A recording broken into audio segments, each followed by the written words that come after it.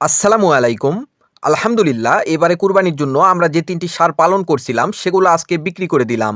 কত দিয়ে কিনছিলাম, কতদিন পালন করলাম, কত খরচ করলাম, কত টাকা লাভ হয়েছে, সেগুলো আপনাদের জানাবো ইনশাআল্লাহ। আপনারা যারা শুরু থেকে আমাদের পেজের সাথে যুক্ত আছেন, তারা হয়তো অনেকেই জানেন কত দিয়ে কেনা ছিল।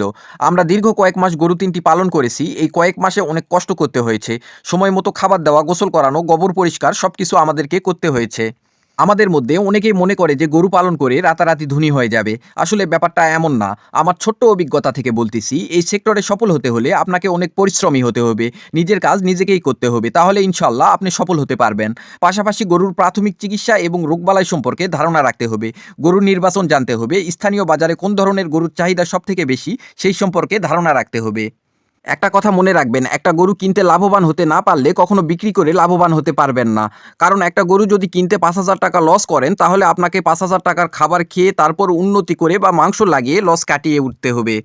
যদিও বকনা এবং গাভীর ক্ষেত্রে ব্যাপারটা একটু আলাদা, কারণ বকনা এবং গাভী একটু ভবিষ্যতের কথা ভেবে ক্রয় করা হয়। তাই গরু ক্রয় করার সময় সবথেকে বেশি সতর্কতার সাথে ক্রয় করতে হবে। এই গরু ৩টি আমরা নভেম্বর মাসের শেষের দিকে ক্রয় করছিলাম ২,১৮,০০০ টাকায়। দীর্ঘ ৬ মাস বা তার একটু কম সময় পালন করেছি। গত কয়েকদিন আগে আলহামদুলিল্লাহ ৩,১২,০০০ টাকায় বিক্রি করে দিলাম। স্বাভাবিক অবস্থায় আপনাদের মনে হতে পারে এই কয়েক মাসে ৩টি গরু থেকে আমাদের ৯২,০০০ টাকা লাভ হয়েছে। আসলে ব্যাপারটা এমন না। এর মধ্যে ৩টি গরুতে খাবার ও ঔষধ বাবদ ৪৭,০০০ টাকা খরচ হয়েছে, যার মধ্যে খড় এবং ঘাসের হিসাবও ধরা হয়েছে। অর্থাৎ আমাদের ৩টা গরু থেকে লাভ হয়েছে ৪৫,০০০ টাকা, যা গরু প্রতি হিসাব করলে ১৫,০০০ টাকা করে আসবে। গরুগুলা কুরবানি পর্যন্ত রাখার ইচ্ছে ছিল, কিন্তু দাঁত না ওঠার কারণে আগেই ছেড়ে দিতে বাধ্য হলাম। কারণ কুরবানিতে দাঁতের গরুর চাহিদা বেশি থাকে। কুরবানিতে বিক্রি করতে পারলে সবথেকে ভালো হতো, ভালো বাজার পেতাম। কারণ কুরবানিকে লক্ষ্য করেই মোটা তাজা করতেছিলাম। তবুও আলহামদুলিল্লাহ আমাদের যা রিজিক আছে তাই পেয়েছি। গরুর ব্যাপারীরা একদিন আগে গরুগুলাকে দেখে দাম করে ১২,০০০ টাকা বায়না দিয়ে গেছিল। কথা ছিল পরের দিন সকালে বাকি টাকা দিয়ে গরু নিয়ে যাবে। তাই পরের দিন সকালে উঠে গরু ৩টাকে খাবার দিয়ে গোসল করিয়ে দিই। তারপর থেকে বৃষ্টি শুরু হয়ে যায়। কিছুক্ষণ অপেক্ষা করার পর বৃষ্টি থেমে গেলে গরুগুলাকে ২ দিকে রশ্মি লাগায়ে বের করি।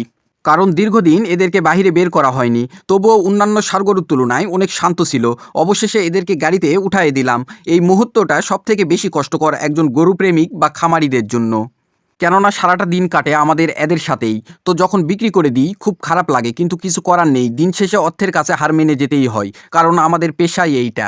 একটা কথা বলি, আপনাদেরকে কেউ হয়তো এইভাবে খুঁটিনাটি বিষয়গুলা বলবে না, কিন্তু আমরা আপনাদের সুবিধা অর্থে ছোট ছোট বিষয়গুলাও তুলে ধরার চেষ্টা করি। দোয়া করবেন আল্লাহ তাআলা যেন আমাদের ব্যবসায় বারাকা দান করে এবং সৎপথে পরিচালনা করার তৌফিক দান করে। আজকে এই পর্যন্তই। ভালো থাকবেন, সুস্থ থাকবেন। আসসালামু আলাইকুম।